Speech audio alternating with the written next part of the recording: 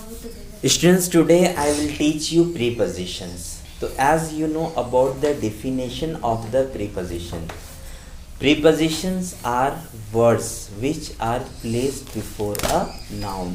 इसका मतलब क्या हुआ कि preposition जो word है वो किससे पहले लगाया जाता है? Noun से पहले लगाते हैं and it shows the relation with the other noun in a sentence. और वो किसका रिलेशन शो करता है? दूसरे नाउन का एक सेंटेंस में.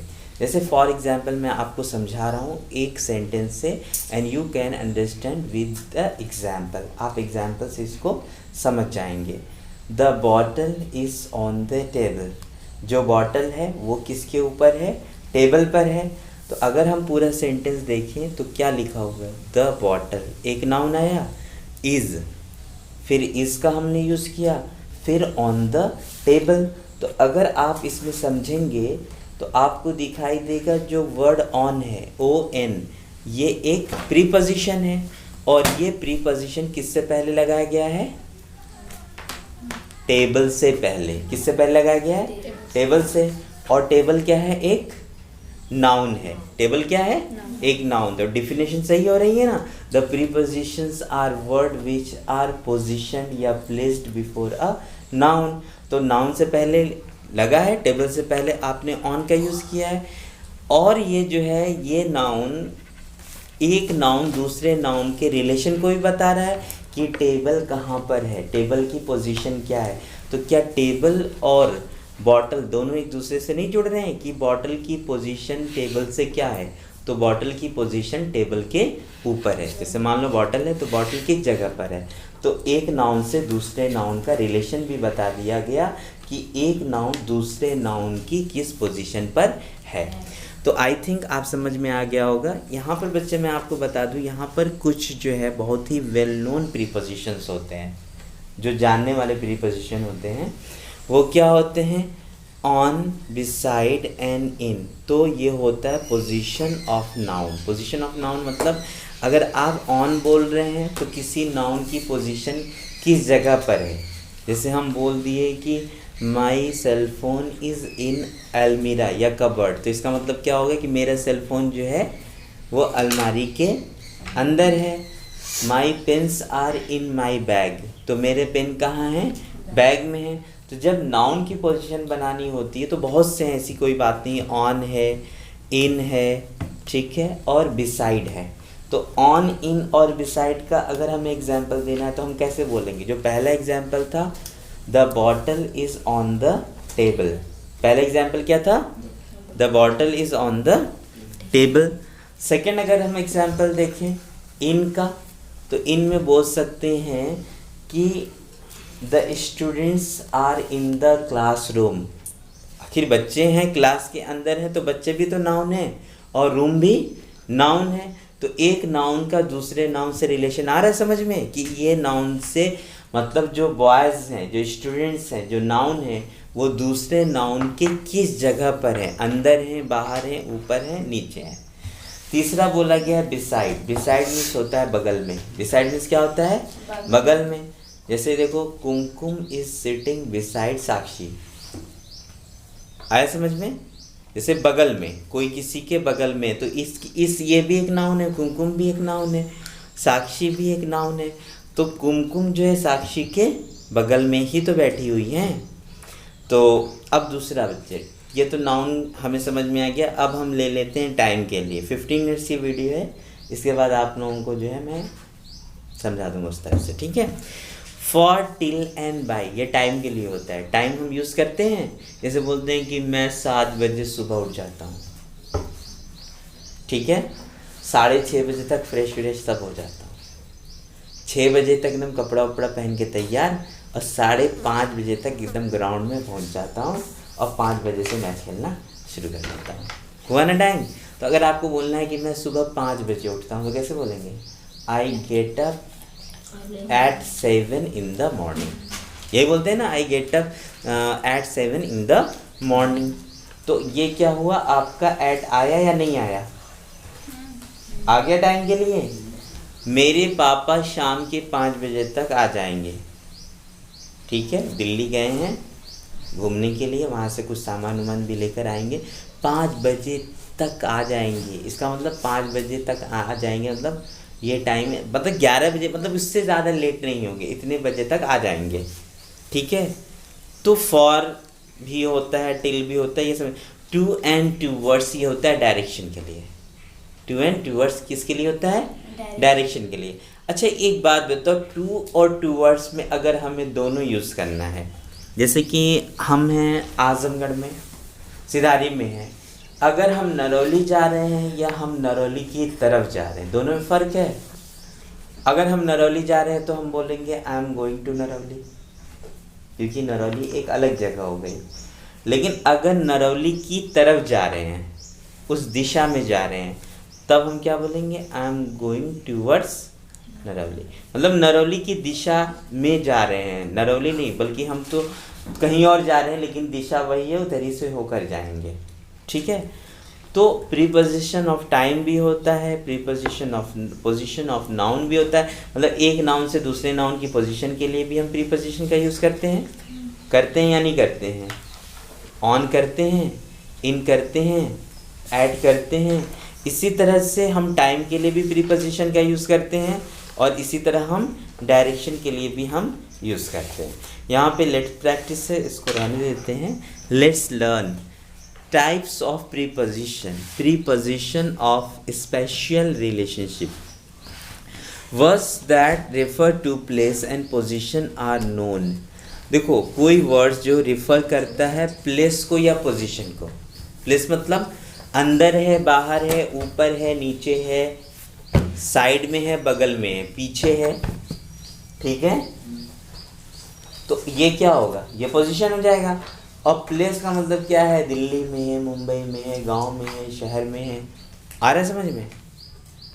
तो ये दोनों के लिए इसको बोलते हैं, दोनों का मिलाकर प्रीपोजिशन ऑफ स्पेशल बोला जाता है। किन दोनों को मिलाकर? पोजीशन को मिलाकर और प्लेस को मिलाकर। तो देखो, इसमें कौन कौन से होते हैं? Such positions are on, in, inside, outside, up, next to, down, below, above, under, behind, in front of, beneath, beside, between, among, across, at the back of, at, near, over, upon, opposite, on the corner of, and so on। इतने होते हैं। ठीक है बेटा, on जब भी कोई किसी चीज़ की सरफेस पर होता है। किस चीज़ पर होता है?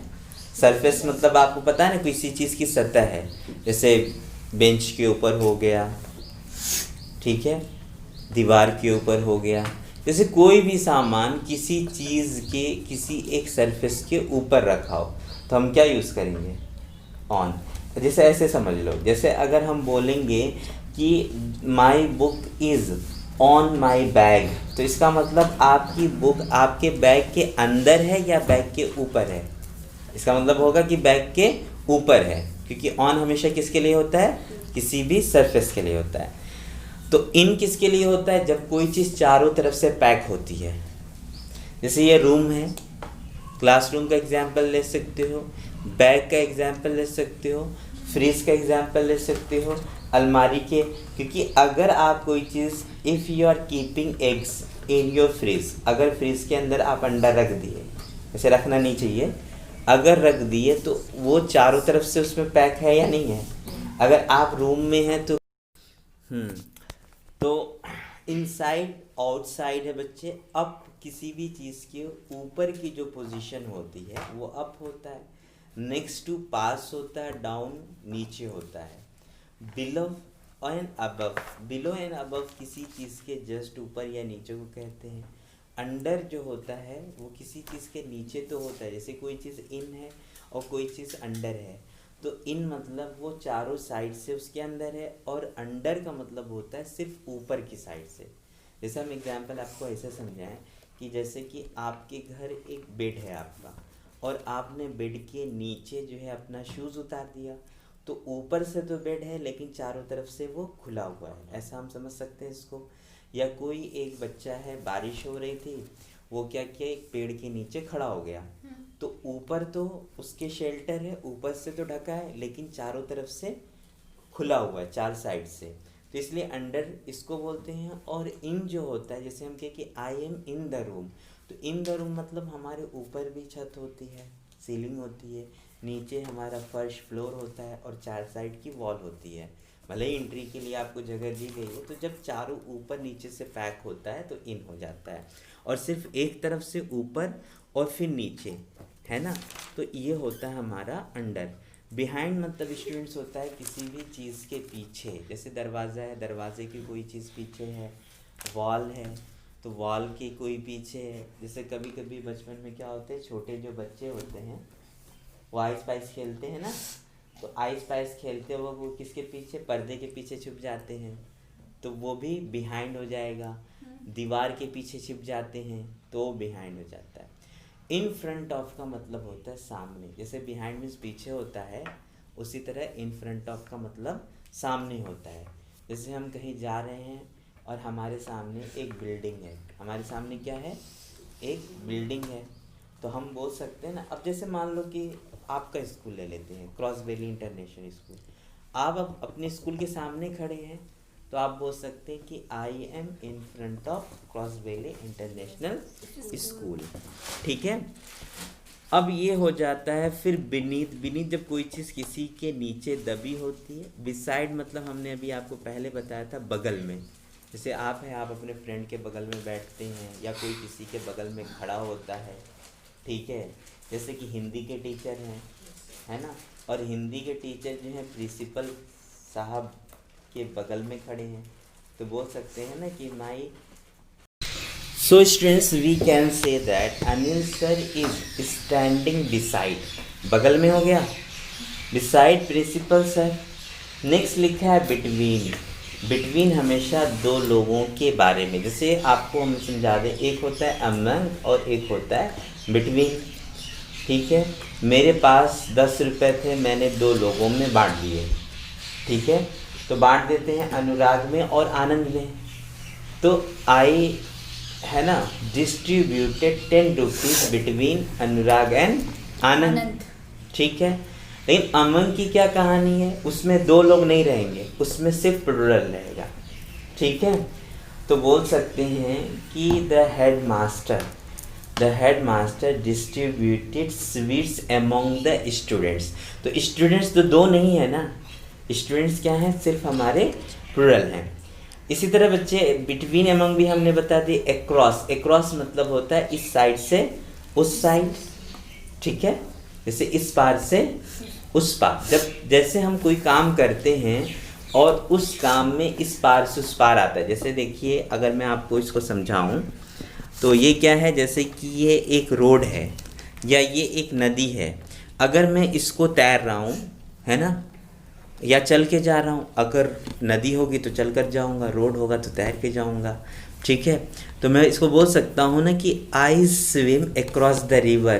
तो स्विम अक्रॉस द रिवर का मतलब ये होगा कि स्विम करके मैं इस जगह से, क्योंकि कभी भी कोई इंसान स्विम करेगा तो ज़मीन से ही पानी पर जाएगा और फिर पानी से निकल के फिर से ज़मीन पे आ जाएगा, तभी तो पार हुआ उसका।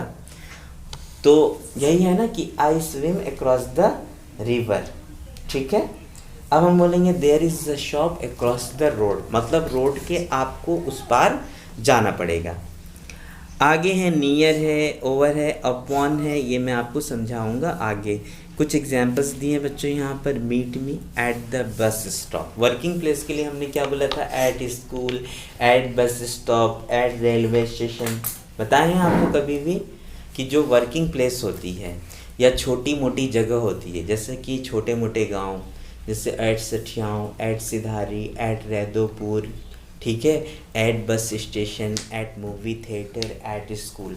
तो किन किन जगहों के लिए होता है, छोटी जगहों के लिए होता है या फिर वर्क प्लेस के लिए होता है। छोटे मोटे गाँव के लिए या फिर वर्क प्लेस के लिए होता है। The boy standing beside the red car is my brother. Standing beside में तो समझ रहे हो ना कि ये जो होता है आपका बगल में होता है। Bromine lies between chlorine and iodine. देखिए दो बोला गया है, तो क्लोरीन एंड आयोडीन, 2 के बीच में। Everyone is waiting inside the dormitory, he works under my supervision.